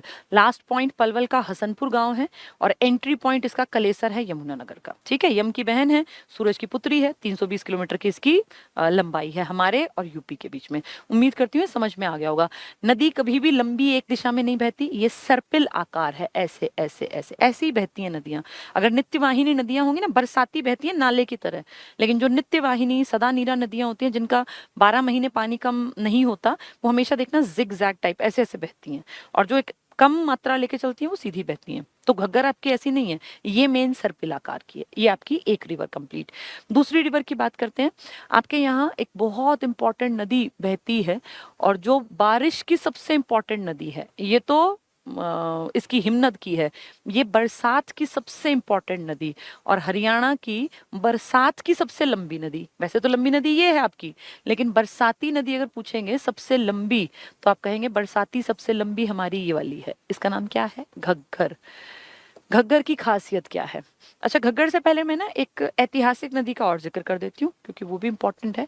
एक नदी है आपकी सरस्वती। आजकल कहीं नहीं है अगर आप ढूंढने जाएं तो। लेकिन सरस्वती इतिहास गवाह है कि एक ऐसी नदी थी जिसमें कि मान्यता है कि भगवान भी वास करते थे। सरस्वती बहुत बहुत पवित्र नदी थी और आपके वेदों में, ऋग्वेद में सरस्वती को देवी तमा यानी देवताओं की माँ, माते तमा माताओं की माँ, माँ का तो पूजनीय दर्जा होता है, और देवी तमा, माते तमा, और इस तरह के और भी इसको बहुत सारे नाम दे रखे हैं जिससे कि ये लगे कि हाँ ये इनका दर्जा बहुत ऊंचा। ये बड़ी पवित्र नदी थी। इंपॉर्टेंट तो सिंधु थी, लेकिन अगर कहें पवित्र नदी तो सरस्वती थी। सरस्वती एक ऐसी रिवर है जिसका आज के टाइम में बेशक दिखाई ना देती हो, लेकिन प्राचीन काल में ये मेन रिवर थी कुरुक्षेत्र, जो आपकी धर्म नगरी है ना, इसमें बहने वाली। और देखो अजीब बात, कुरुक्षेत्र को ना यमुना टच करती ना घग्गर टच करती, लेकिन ऐतिहासिक पृष्ठभूमि में जाके झांकें तो सरस्वती तो मेनली कुरुक्षेत्र की नदी थी तो वैसे आगे भी, लेकिन मेन अगर आप कहते हैं जिसको धर्म नगरी, तो इसकी मुख्य नदी थी कुरुक्षेत्र में बहने वाली सरस्वती। सरस्वती के किनारे बैठकर ही महाभारत लिखी थी, ऐसे भी मान्यता है। किसने? वेद व्यास ने। तो महाभारत वेद व्यास ने किसके किनारे बैठकर लिखी थी? कुरुक्षेत्र में बहने वाली सरस्वती नदी के किनारे। कहते हैं इसी नदी के पास एक स्थल पड़ता है नरकातारी। नरकतारी भी लिखते हैं, नरकातारी भी लिखते हैं, और इसी को अनरक भी लिखते हैं। ये वो जगह है बहुत पवित्र, कहते हैं ये दुर्लभ स्थान है, मतलब बहुत इजीली दिखाई नहीं देता। और आज कहते हैं वो जगह है भी नहीं एग्जैक्टली तो, लेकिन फिर भी एक जगह लिखित में है कि हाँ इस जगह हुआ करता था। अनरक या नरकातारी वो जगह है जहां महाभारत का युद्ध स्टार्ट हुआ था और यहीं महाभारत का युद्ध एंड भी हुआ। ये महाभारत का युद्ध 18 दिन तक चला था। और आप सब जानते होंगे भीष्म पितामह एक इंपॉर्टेंट कैरेक्टर थे। भीष्म पितामह ने कहा था मैं अस्त्र नहीं उठाऊंगा। लड़ाई में गए थे, दुर्योधन की सेना की तरफ खड़े हुए, लेकिन अस्त्र नहीं उठाए, बिना अस्त्र उठाए बस वैसे ही लड़ाई के मैदान में कि मैं लीड करूंगा, क्योंकि भाई जैसे जो नियति है वो तो करनी पड़ती है ना, कर्म तो करना पड़ता है। तो भीष्म पितामह जब ये लड़ाई चल रही थी 10वें दिन इनको अर्जुन ने जो है बाण मारे थे और फिर ये बस तुरंत गिर गए थे नीचे। नीचे नहीं गिरने दिए थे, वो शैया पूरी एक वो बिछा दी थी ना बाणों की शैया, ताकि फिर इनको जमीन में दिक्कत ना आए, लेटना ना पड़े। और भीष्म पितामह 10वें दिन उस पे लेटे थे, लेकिन उसके बाद 8 दिन तक और युद्ध छिड़ा। और कहते हैं जिस दिन तक ये लड़े थे, भीष्म पितामह ने कहा था कि जिस दिन तक मैं लड़ूंगा उस दिन तक कर्ण नहीं लड़ेगा, जिस दिन मैं मुझे कुछ हो जाए तब कर्ण आ सकता है। और इसीलिए कर्ण 10वें दिन के बाद लड़ने आया था, जो पांडवों के बड़े भाई थे। तो भीष्म पितामह यहाँ जहाँ लेटे, जहां से युद्ध शुरू हुआ था ना, कहते हैं युद्ध तो 18 दिन बाद खत्म हो गया, पांडव जीत भी गए, विजयी हो गए, सब मर भी गए, इनके पूरे खानदान का अंत हो गया। लेकिन फिर भी महाभारत खत्म नहीं हुई, क्योंकि जब तक एक भी आदमी जिंदा था विपक्षियों का जो अधर्म का साथ दे रहे थे, चाहे बिना मन के ही, तब तक ये माना गया कि विजय पूरी नहीं मानी जाएगी। तो भीष्म पितामह अपने प्राण उनको अपने पिता शांतनु से एक तरह से मान लीजिए गिफ्ट मिला था कि वो जब तक चाहें तब तक जिंदा रह सकते हैं और जिस दिन चाहेंगे उस दिन प्राण त्याग देंगे, यानी इच्छा मृत्यु का इनको वरदान था। तो जिस दिन इनको बाण लगा, चाहते तो उसी टाइम 1 सेकंड में कहते कि इच्छा मृत्यु, लेकिन नहीं किया। कारण इतिहास कहता है कि उस टाइम पर जब ये सब चल रहा था 900 ईसा पूर्व में, तो उस टाइम पर सूरज दक्षिणायन में थे, और सूरज दक्षिणायन में है तो उसको शुभ नहीं मानते हम इंडियंस की मान्यता है, खासकर हिंदू धर्म वालों की। हमारे वेद पुराण कहते हैं कि अगर सूर्य उत्तरायण में है तो दिन शुभ माने जाते हैं, और सूरज अगर दक्षिणायन में है तो दिन अशुभ माने जाते हैं। कुछ टाइम होता है ना, देखो आप शादी ब्याह भी नहीं करते, अब जो ये आएगा संक्रांति, मकर संक्रांति जिसको बोलते हैं, सकरात बोलते हैं, तो सूर्य उत्तरायण की तरफ आने लगेगा, ये शुभ टाइम, मतलब ऐतिहासिक जो चीजें लिखी हैं जनश्रुति के अनुसार। तो कहते हैं कि जो ये भीष्म पितामह है, इन्होंने कहा कि भाई मैं तो अपने प्राण जब त्यागूंगा जब सूरज उत्तरायण में आ जाएगा। तो उसके कई दिन बाद, 1 महीने 26 दिन बाद, कहते हैं कि ये 5 भाई, द्रौपदी और श्री कृष्ण और जो बच गए थे वो सब आए इनके पास, और इन्होंने उनको बहुत सारे अच्छे मतलब बातें बताई, क्या करना चाहिए, कहेंगे ज्ञाता आदमी थे भीष्म पितामह। और उसके बाद इन्होंने प्राण त्यागे जब सूरज उत्तरायण की तरफ आ गया। तो जहां इन्होंने अंतिम सांस ली वो यही जगह थी, नरकातारी या अनरक। इसलिए कहा गया कि महाभारत युद्ध जहां से शुरू हुआ वहीं आके खत्म हुआ। कहने को तो युद्ध 18 दिन चला, लेकिन भीष्म पितामह की सांस के साथ ये माना गया, अंतिम सांस के साथ, कि अब युद्ध खत्म हो गया। ठीक है, तो ये इंपॉर्टेंट जगह। कहाँ पड़ेगा ये नरकातारी अनरक? आपके कुरुक्षेत्र की किस नदी के किनारे? सरस्वती, जो आज दिखती भी नहीं है। तो कुरुक्षेत्र, सरस्वती, वेदव्यास, ये सब याद रखना है तुम्हें, इंपॉर्टेंट नदी है। कहाँ से निकलती है? ये निकलती है सिरमौर जिले से। सिरमौर जिला। सिरमौर जिला कहाँ है? आपके हिमाचल प्रदेश में। तो यमुना तो निकल के आई थी बहुत ऊंचाई से, इसलिए यमुना नित्यवाही थी। इसमें सरस्वती जो है ना गायब है आजकल, कारण सिरमौर जिले में बहुत ज्यादा कोई ऐसे बारिश और बहुत पानी नहीं है इस एरिया में, ना कोई इतनी बर्फ पड़ती। तो इसलिए पुराने टाइम में ये नदी कहते हैं कि इसका अलग कोई वो था कि भाई वहां से निकलती थी, अब वो है ही नहीं, अब विजिबिलिटी में नहीं है। तो अब हम ये कहते हैं कि ठीक है सरस्वती कहीं होगी, या हमने हरियाणा में कह दिया कि चलो मान लेते हैं। तो कहाँ से? सिरमौर जिले हिमाचल प्रदेश से निकलती है सरस्वती। उसके बाद ये थोड़ा सा एरिया हरियाणा का कवर कर देती है, और फाइनली जाके ये गिर जाती है घग्गर में। कहाँ जाके? हरियाणा में नहीं, ये पंजाब में जाके तब घग्गर में मिलती है। मैंने अभी अभी तुम्हें कुछ शायद बताया था कि घग्गर की खासियत है कि घग्गर पूरी तरह से आपके और पंजाब के बीच में बाउंड्री नहीं बनाती, क्योंकि घग्गर एक दिशा में बहती ही नहीं। घग्गर कैसे बहती है? आधा हिस्सा हरियाणा में, फिर पंजाब, फिर हरियाणा, फिर पंजाब, फिर हरियाणा, फिर राजस्थान, ऐसे बहती है ये। ऐसे क्यों बहती है? क्योंकि ये पानी नाले हैं भाई, कहीं से कहीं जहां मुड़ा, जैसे थोड़ा सा पानी है, अगर पानी बहुत ज्यादा हो तो जिग जैग निभा भी ले। अब वो थोड़ा सा नाला टाइप है, तो जिधर मुड़ गया उसी तरफ फिर उसमें ही गिन लिया कि पंजाब में है, फिर इधर मुड़ गया तो हरियाणा में है। अब ये इतनी विशालकाय नदी है, इसमें पानी इतना ज्यादा है कि थोड़ा बहुत यूपी और हरियाणा में मुड़ने से फर्क ही नहीं पड़ता। और मुड़ी है, एग्जाम्पल आपके लाल किले की बाउंड्री बिल्कुल टच सी पहले। आज लाल किला जहां था वहां काफी चौड़ी पीछे तक सड़क है, और उसके बहुत दूर बाद आपको यमुना दिखाई देती है। इसका मतलब जगह बदल गई ना। अब इसमें क्वांटिटी उतनी थी ही नहीं पानी की, तो इसीलिए ये आपकी कभी उधर करती फाइनली जाके घग्गर नदी में गिर जाती है। आपकी जो ये छोटी सी नदी हम पढ़ रहे हैं ना, सरस्वती जिसको हम कह रहे हैं, ये जाके इसी में मिल जाती है, जिसका कि कोई अस्तित्व भी नहीं है आज देखने में। लेकिन क्योंकि इसकी ऐतिहासिकता है, इसका ऋग्वेद में जिक्र है, ये सबसे पवित्र नदी थी, इसीलिए हमारे लिए इंपॉर्टेंट है। और हम ये कहते हैं अब कुछ दिनों पहले, कुछ साल पहले आपकी सरस्वती को लेकर कुछ नई खोज हुई। एक गांव मुगलावली गांव में कुछ पानी के चैनल मिले। चैनल मतलब छोटे छोटे एरिया पानी के। तो फिर लोगों ने, जैसे गांव के लोगों ने कहा भाई ये ऐसे कैसे चैनल वैनल मिल रहे हैं कहीं किसी एरिया में। तो फिर लोग बाग इकट्ठे हुए, अखबारों में आया, फिर सरकार ने उसमें मतलब बीच में आके देखा, तो सरकार ने कहा हाँ ये कहीं ना कहीं पुरानी सरस्वती नदी के चैनल है। किस गाँव में मिले? मुगलावली गाँव में। तो सरस्वती विकास बोर्ड का गठन कर दिया, उसका हेड बना दिया आपके चीफ मिनिस्टर को। जो भी चीफ मिनिस्टर, ऐसा नहीं खट्टर, जो भी चीफ मिनिस्टर होगा वो हरियाणा विकास, ये सरस्वती नदी विकास जो प्राधिकरण या बोर्ड है उसका चेयरमैन होगा। मुगलावली गांव में सरस्वती के चैनल मिले। 2013, 14, 15 के आसपास की घटनाएं हैं सारी, तब ये सरकार नई भी आई थी और पुराने वाली हटी थी। तो सरस्वती नदी, इसके अलावा एक शहर है यहाँ मुस्तफाबाद। मुस्तफाबाद, अब इसका नाम कर दिया मुस्तफाबाद। देखो मुस्लिम एक वो दिखा रहा था, अब इसका नाम बदल के कह दिया सरस्वती नगर कर दो, सरस्वती नगर। तो दो इंपॉर्टेंट गांव मुगलावली और मुस्तफाबाद। मुस्तफाबाद का नाम सरस्वती नगर, और मुगलावली में इसके चैनल मिले, एक बोर्ड बनाया जिसका मुखिया सीएम। सरस्वती नदी कहाँ बहा करती थी? कुरुक्षेत्र में। स से सरस्वती, स से सिरमौर जिले में, हिमाचल प्रदेश में। और यहीं पे नरकातारी, जो कि बहुत रेयर, कोई कहते हैं दुर्लभ स्थान है, वो है। यहीं महाभारत का युद्ध लड़ा गया था। वेदव्यास ने लिखी थी महाभारत। 18 दिन यहीं पर नरकातारी में ही जब 10वें दिन घायल हुए भीष्म पितामह ने सूरज के उत्तरायण में आने के बाद अपने प्राण त्यागे, तो बहुत दुर्लभ स्थान बन गया। ये सारी चीजें याद रखनी है सरस्वती की, ठीक है। अब वापस आ जाते हैं घग्गर पे। तो देखो, एक ये हमने कंप्लीट कर लिया, सरस्वती हमने देख लिया। घग्गर की अगर बात करें तो सबसे लंबी बरसाती नदी है, आपके हरियाणा की सबसे उत्तरी हरियाणा से निकल के आती है। क्यों ऐसा क्यों कह रहे हैं? क्योंकि ये वाला हिस्सा उत्तरी नहीं है, ये पूर्वी हिस्सा है। जो जिसकी हम बात कर रहे हैं घग्गर की, ये आपके पंचकुला में एंटर करती है। और आपको मैंने कई बार मैप से पढ़ाया है, आप अच्छी तरह जानते हैं हरियाणा का सबसे उत्तरी जिला पंचकुला है। सबसे ऊपर है ना पंचकुला, उसके नीचे फिर अंबाला, फिर उसके साइड में यमुनानगर। पंचकुला सबसे ऊपर है, फिर यहाँ अंबाला, फिर यहाँ यमुनानगर, फिर कुरुक्षेत्र, ऐसे ही तो है। तो सबसे ऊपर वाले से निकलती है, इसलिए सबसे उत्तरी नदी है हरियाणा की। तो सबसे उत्तरी दिशा में आपके हरियाणा की नदी, लंबी नहीं कह रही मैं, लंबी कहें तो ये वाली, पूर्वी कहें तो ये वाली, लेकिन सबसे उत्तरी दिशा से आने वाली आपकी, तो आप कहेंगे हमारी घग्गर है, ठीक है। बरसाती है, बरसाती में सबसे लंबी है।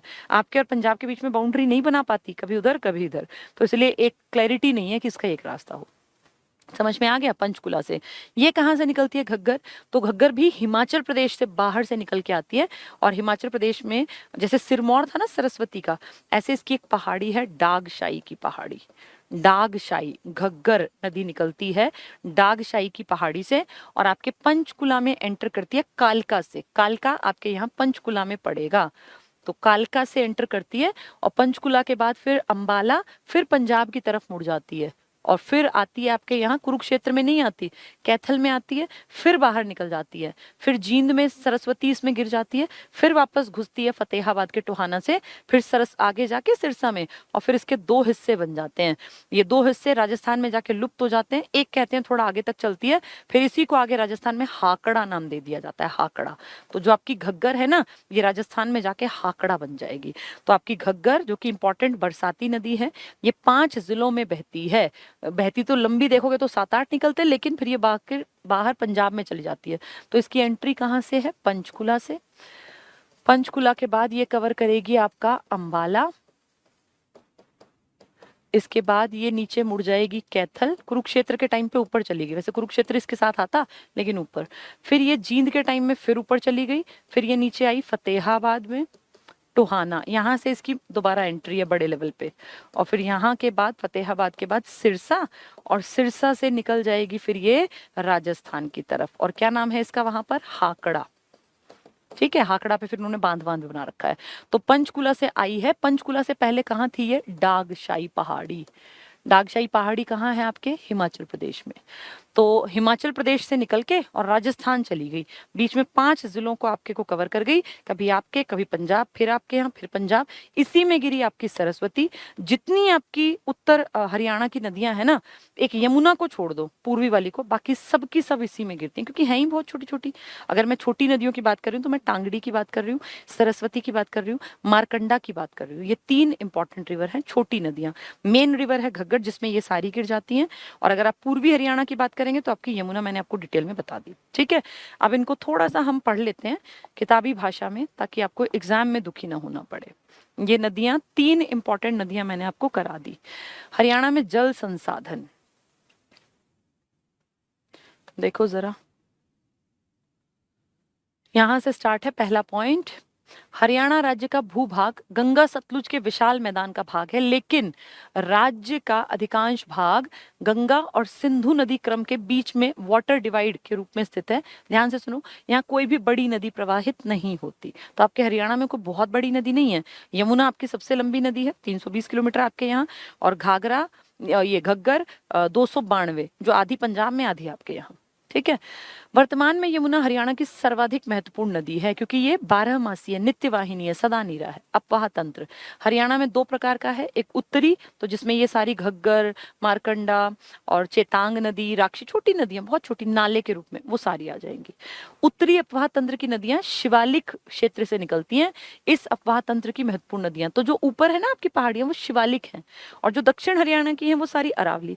सिर्फ एक यमुना है जो शिवालिक से नहीं आती, शिवालिक पे बर्फ ही नहीं पड़ती, तो इसलिए तो हमारी नदियां 12 मासी नहीं है। हमारी सिर्फ एक नदी 12 मासी है, नित्य वाहिनी है, सदा नीरा है, यमुना, क्योंकि ये शिवालिक से आती नहीं। शिवालिक की रेंज है छोटी हाइट की, बर्फ का एक भी पहाड़ नहीं है, वहां कोई बर्फ नाम की चीज ही नहीं है, स्नोफॉल नहीं होता इस रीजन में, शिवालिक में। फिर स्नोफॉल वाली कौन सी है? जो ऊपर से आती है 6330 मीटर ऊंचाई से, वो कहां से निकलती है? यमुनोत्री। मैंने ड्रॉ करके बताया था ना, गढ़वाल हिमालय के बंदर पूछ के पश्चिमी ढाल पर यमुनोत्री हिमानी से, क्योंकि उसमें सदा बर्फ जमी रहती है, इसलिए साल भर पानी की मात्रा अच्छी रहती है। ठीक है, तो सबसे इंपॉर्टेंट नदी कौन सी हुई आपकी? यमुना, लेकिन वो शिवालिक में नहीं आएगी, शिवालिक में अलग आएंगी। देखो इसमें क्या है, यमुना नदी। यमुना सदा नीरा नदी है। यमुना गंगा की सबसे बड़ी सहायक नदी है। इसका उद्गम गढ़वाल हिमालय, बहुत इंपॉर्टेंट, बंदर पूंछ जो चोटी है, एक पहाड़ बताया ना उनमें से, यमुनोत्री हिमनद, जिसकी ऊंचाई देखना जरा 6330 मीटर है, इतनी ऊंची, तभी इसमें साल भर पानी रहता है। इसलिए यूपी में पूर्वी यमुना नहर और हरियाणा में पश्चिमी यमुना नहर, और फिर दिल्ली भी इसके पानी पे डिपेंड है। कितनी बड़ी आबादी लेके दिल्ली बैठी है यमुना के भरोसे, दिल्ली की तो कोई नदी ही नहीं है। ठीक है। राज्य में सोमबा, छोटी छोटी इसकी नदियां, ये एक्चुअली नदियां नहीं है, अगर आप इनको डिटेल से देखेंगे ना तो बहुत छोटे छोटे नाले टाइप है, बहुत छोटे, 2 गांवों में चलने वाला, कह दिया नदी है। तो ऐसी सोम्ब या सोमबा, पथराला और एक है बूंदी या बूढ़ी, ये 3 बहुत छोटे छोटे नाले टाइप है हरियाणा में। वैसे तो इसकी बहुत सारी सहायक है ऊपर नीचे, लेकिन हम हरियाणा की बात करें तो सोम्ब या सोमबा नदी, पथराला छोटा सा नाला टाइप है, और एक है बूढ़ी या बूंदी, वही बता रहे हैं। सोमबा को सोम्ब भी लिख देते हैं, पथराला और बूढ़ी ये इसकी सहायक नदी, हरियाणा वाली है, छोटे छोटे नाले। ये नदी पूर्व दिशा में हरियाणा को उत्तर प्रदेश से अलग करती है। यमुना नदी हरियाणा में कलेसर यमुनानगर से प्रवेश करती है और पलवल के हसनपुर से होते हुए अलीगढ़ यूपी की तरफ निकल जाती है। देखो ये रहा, ठीक है। तो दो कहां से एंटर करती है, कलेसर, कहां एग्जिट है इसका, हसनपुर, हसनपुर पलवल, कलेसर यमुनानगर। वैसे कहां से निकल के आई, 6330 मीटर बंदर पूंछ के पश्चिम, ये गढ़वाल हिमालय के बंदर पूंछ के पश्चिमी ढाल से, यमुनोत्री हिमानी से। नेक्स्ट देखें, यमुना नदी हरियाणा और उत्तर प्रदेश के बीच लगभग 320, 318 भी लिखा है कभी किताब में, 323 भी। अब एग्जैक्टली नदी को मापना पॉसिबल नहीं होता क्योंकि नदी की लंबाई घट बढ़ सकती है पानी की मात्रा के अनुसार। तो 320 किलोमीटर लंबी सीमा रेखा बनाती है, नेचुरल है बिल्कुल। ये नदी दक्षिण की ओर बढ़ती हुई किस किस को कवर करती है, यमुनानगर से एंटर, फिर करनाल, करनाल में कहते हैं इसकी लंबाई सबसे ज्यादा है। एंट्री यमुनानगर से है, लेकिन लंबाई अगर आप गिनेंगे ना 320 में से सबसे लंबा हिस्सा तो करनाल में है यमुना नदी की सबसे ज्यादा लंबाई, हरियाणा के कॉन्टेक्स्ट में बात कर रही हूँ, वैसे हमें नहीं पता क्योंकि वो तो बाहर निकलेगी, लेकिन आपके 6 में से सबसे ज्यादा लंबाई इसकी करनाल में है। ठीक है, तो एंट्री यमुनानगर सबसे लंबाई, फिर पानीपत, फिर सोनीपत, फिर फरीदाबाद, और इन्होंने यहाँ नहीं लिखा, नीचे लिखा है, लेकिन एक और जिला पलवल। पलवल, हिसार, रोहतक ये पुराना पॉइंट है, नदी के तट से दूर स्थित हैं, फिर भी इनसे सिंचाई की जाती है।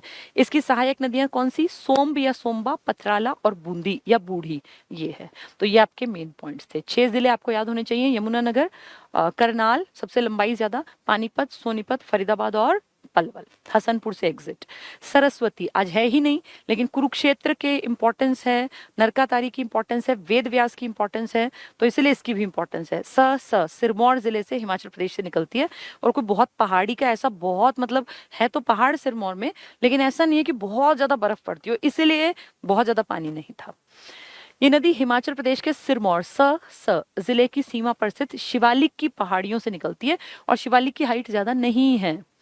महाभारत में वर्णित नरकातारी, मैंने आपको कहानी सुना दी, अनरक तीर्थ इसी नदी के किनारे है। ये नदी यमुनानगर जिले के आदि बद्री, बहुत इंपॉर्टेंट, वो कहां से आई थी, कलेसर से यमुनानगर। ये कहां से, आदि बद्री, आदि नदी, आदि मतलब पुरानी, तो पुरानी नदी है तो आदि बद्री से एंटर, हमारे यहाँ के आदि बद्री से घुसी है। नामक स्थान से राज्य में, ये इंपॉर्टेंट है, पूछ लेंगे। हरियाणा की 12मासी नदी थी, अब नहीं है, अब बरसाती नदी, और अब अगर मैं बात कहूं तो अब ये है ही नहीं। अगर अब आप सोचे ना, ले सरस्वती नदी के पास हम वॉक करके आते हैं तो आपको सरस्वती नाम की चीज मिलेगी ही नहीं, है ही नहीं वो नदी अब।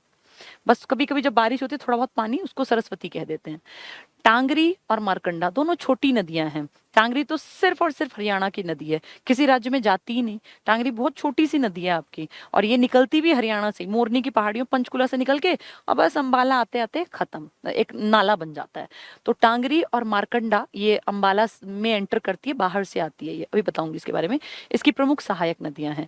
तो सरस्वती जो है ही नहीं रियलिटी में, उसकी भी 2 सहायक है, कौन कौन सी, टांगरी और मारकंडा।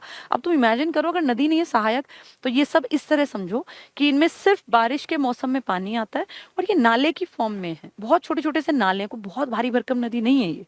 ठीक है, ये घग्गर में मिलती है, तो सरस्वती घग्गर में कहाँ मिलेगी, आपके पंजाब में, और राजस्थान में प्रवेश कर जाती है, क्योंकि घग्गर बाद में राजस्थान निकल जाएगी। नेक्स्ट क्या है, मान्यता के अनुसार इस नदी के किनारे महर्षि वेद व्यास ने महाभारत की रचना की थी। यमुनानगर के गांव मुगलावली, बताया मैंने आपको, में खुदाई की शुरुआत हुई है। सरस्वती नदी पुनरुत्थान, दोबारा से सरस्वती को ढूंढेंगे, ये 2015 को इस सरकार, खट्टर सरकार ने शुरू की। ऋग्वेद के काल में ये नदी बहुत पवित्र थी, तभी तो माते तमा, नदी तमा, देवी तमा कई नाम थे, पर सिंधु उस टाइम की मुख्य नदी थी।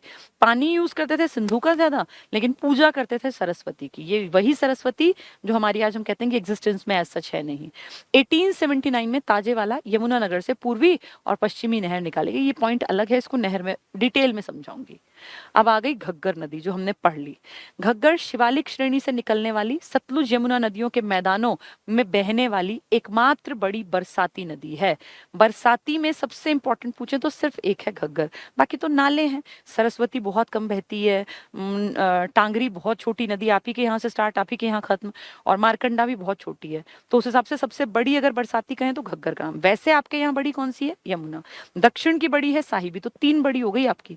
सबसे बड़ी यमुना, दक्षिण की बड़ी साहिबी, और इस तरफ बड़ी बरसाती वाली घग्गर। ठीक है। इसका उद्गम सर डागशाही, घग्गर कहाँ से? डागशाही। स से सरस्वती, स से सिरमौर, यमुना ऊपर बंदरपूंछ से। ये डागशाही की पहाड़ी जो कहाँ है? हिमाचल प्रदेश में, यहाँ से निकलती है। कालका पंचकुला से हरियाणा में प्रवेश करती है, और आपके सबसे उत्तर की नदी, क्योंकि पंचकुला के ऊपर तो कुछ है ही नहीं। अभी आप पढ़ रहे थे आपकी सरस्वती, आदि बद्री, यमुनानगर, तो नीचे पड़ता है। फिर आपने पढ़ा आपकी यमुना, तो यमुनानगर वो भी नीचे पड़ता है। तो सबसे ऊपर आपके क्या है? पंचकुला। वहां से कौन सी नदी एंटर कर रही है आपके यहाँ? ये घग्गर। तो सबसे ऊंचाई पर स्थित ये है, सबसे उत्तर में स्थित ये है। ठीक है। हरियाणा में प्रवेश करती है। इस पे बांध बना, इसकी नदियां हैं कौशल्या और झाझरा, इसकी प्रमुख सहायक नदी हैं। तो ये अब तुम खुद देखो, ये नदी अभी जो है ना आगे जाके इसमें सारी नदियां गिर जाएंगी इसी में। कहाँ कहाँ बहती है ये? 5 जिलों में। पंचकुला में एंटर करती है, अंबाला में बहती है, फिर ये ऊपर चली जाती है तो कुरुक्षेत्र में नहीं बहती, फिर वापस आती है कैथल में, फिर जब जींद आएगा तो फिर ऊपर चली गई, और जींद के ऊपर जाके ही सरस्वती और ये एक साथ हो जाती हैं। फिर ये वापस आती है टोहाना, फतेहाबाद, और फाइनली सिरसा से ये राजस्थान भटनेर, हनुमानगढ़ में चली गई हाकड़ा के नाम से। तो ये 5 जिलों में बहती है, आपको दिमाग में बैठाने पड़ेंगे ये। सबसे पहली एंट्री इसकी पंचकुला, फिर ये अंबाला, फिर ये कुरुक्षेत्र में नहीं आई, ये पंजाब चली गई। उसके बाद फिर ये हरियाणा में घुसती है कैथल में, फिर कैथल से आगे जींद था, लेकिन ये जींद के टाइम फिर ऊपर चली गई, फिर ये वापस आई फतेहाबाद में, और फतेहाबाद के बाद सिरसा। ठीक है, तो ये याद रखना, इसलिए इसकी एग्जिट एंट्री बार बार है। तो कहाँ कहाँ है ये? पंचकुला, अंबाला, कैथल, फतेहाबाद और सिरसा। कितनी? 292 किलोमीटर। वो थी 320, तो उससे छोटी है, लेकिन बरसाती सबसे बड़ी है। बाद में राजस्थान में हनुमानगढ़ जिले में प्रवेश करती है, रेगिस्तानी क्षेत्र में गायब हो जाती है। हरियाणा की दूसरी महत्वपूर्ण नदी है, तो सबसे महत्वपूर्ण आपकी यमुना, सेकंड घग्गर। इस पर बांध बना रखे हैं अपने पंचकुला में, छोटे छोटे। कौन से? दीवानवाला, दंगराना और छामला, कौशल्या, 4 बांध खाली पड़े हैं बांध। पंचकुला वाला तो मैंने देखा भी था, उसमें कुछ नहीं था, कुछ भी, एक पानी की बूंद नहीं थी, बस वो बना के और छोड़ रखा, पानी आता ही नहीं उसमें। तो ये इस पर कौशल्या बांध है, दंगराना बांध है, दीवान वाला बांध है, दीवाना वाला और दीवान वाला एक ही है, और छामला पंचकुला में। अब तुम खुद सोचो, इसमें पानी तो आता नहीं, बारिश में कभी पानी आता है, बाढ़ ना आ जाए इस डर से हमने थोड़े सा सेफ्टी के लिए 4 बांध बना दी, बहुत छोटे बांध है, ज्यादा बड़े नहीं है। दंगराना, छामला, कौशल्या और दीवान वाला। दंगराना, छामला, कौशल्या, दीवान वाला, क्या है ये? 4 छोटी हाइट के बांध। किस नदी के ऊपर? घग्गर के ऊपर। ऐसे ही आपको यमुना की 3 सहायक छोटी छोटी याद की थी ना हमने, सोम्ब या सोम्बा, पथराला और बूढ़ी। ये छोटी चीजें हैं, याद रखना, इनको पेपरों में मिलेंगी ये। घग्गर नदी दूसरी बार कहाँ से एंटर करती है? टोहाना, फतेहाबाद। तो कितने जिलों में बही? 5 में, और वो आपकी मेन रिवर 6 में। उसके 6 यमुनानगर, करनाल, पानीपत, सोनीपत, फरीदाबाद और पलवल। इसके 5 सबसे ऊपर पंचकुला, फिर अंबाला, फिर निकल गई बाहर, फिर आई कैथल में, फिर बाहर निकल गई, फिर फतेहाबाद और सिरसा में। ठीक है। अब आ गया मारकंडा, टांगरी, टांगरी, मारकंडा, चेतांग, 4 छोटी छोटी सी नदियां रह गई हैं। टाइम कम है तो मैं जल्दी से इन चारों के बारे में बताती हूँ, पढ़ा कल दूंगी। 3 नदियां आपकी समझ में आ गई। अब हम बात करते हैं मारकंडा नदी की। मारकंडा एक ऋषि भी थे, मार्कंडेय। अगर आपने सारी क्लासेस ली हैं पर्यटन में, मैंने मार्कंडेय तीर्थ बताया होगा, 16 साल में जो एक्सपायर हो गए थे शिवजी भगवान ने उनकी यम से जान बचाई थी, वही मार्कंडेय, कंडेय ऋषि के नाम पे मारकंडा नदी है। मारकंडा नदी एक तो हिमाचल प्रदेश से निकलती है, कौन सी पहाड़ियों से? सारी निकलती हैं आपकी शिवालिक से, सिवाय यमुना के। और ये कहाँ है? नाहन एक जगह पड़ती है, नाहन, वहां से निकलती है। और जो पहाड़ियां हैं ना, जैसे नाहन तो जिला हो गया, शिवालिक की पहाड़ियां, अब इन पहाड़ियों के भी नाम दे रखे हैं। तो धरतीधर, धरतीधर इस जगह से निकलती है, धरतीधर। तो शिवालिक तो बहुत बड़ी रेंज है हिमाचल प्रदेश में, ये एक जिले वाली, जैसे सिरमौर एक जिला था, ऐसे नाहन से निकलती है, धरतीधर पहाड़ी से। कौन सी नदी? मारकंडा। आपके हरियाणा में अंबाला में प्रवेश करती है ये। अब देखो सारी नदियों का एंट्री पॉइंट अलग है। यमुनानगर में 2 नदियां थी, एक आदि बद्री में एंटर करती है आपकी सरस्वती, और एक यमुनानगर के कलेसर में एंटर करती थी आपकी यमुना। फिर आपने देखा पंचकुला में एंटर करती थी कालका से आपकी सबसे बड़ी बरसाती बरसाती नदी घग्गर। अब आप पढ़ रहे हैं मार्कंडेय जो ऋषि के नाम पर है, इसकी एंट्री है आपकी अंबाला से। कुछ ज्यादा लंबी चौड़ी नहीं बहती ये, अंबाला कवर किया, फिर नीचे आई कुरुक्षेत्र में, फिर ये इसमें कैथल में, बस इतनी नदी है ये, बहुत छोटी सी नदी। किस में जाके मिल जाएगी ये? सरस्वती में। और सरस्वती किस में गिर जाएगी? घग्गर में, जींद के ऊपर जाके, और पंजाब में। तो मारकंडा किसकी सहायक हुई? ये सरस्वती की, घग्गर की सहायक हुई। ठीक है। दूसरी नदी का नाम है टांगरी, टांगड़ी कह लो या टांगरी नदी। ये आपकी इकलौती ऐसी नदी है जो सिर्फ और सिर्फ हरियाणा की नदी है, ना इसकी कोई एंट्री है और ना ही कोई इसका एज सच एग्जिट है। ये हरियाणा में बहती है और ये आपके हरियाणा की मोरनी की पहाड़ियां है ना, मोरनी हिल्स, यहाँ से निकलती है। अगर आप कभी मोरनी हिल्स गए हो तो कोई वहाँ बर्फ की चोटी नहीं है, जंगल टाइप का इलाका है, छोटी छोटी पहाड़ियां हैं, बहुत ऊंचे पहाड़ नहीं है। और ऐसा नहीं है कि बहुत हाइट हो, बहुत बारिश होती है, लेकिन फिर भी कंपैरेटिवली ठीक है। बाकी हरियाणा से तो ठंडा ही है, और हमारा अगर कहें तो हिल स्टेशन भी है।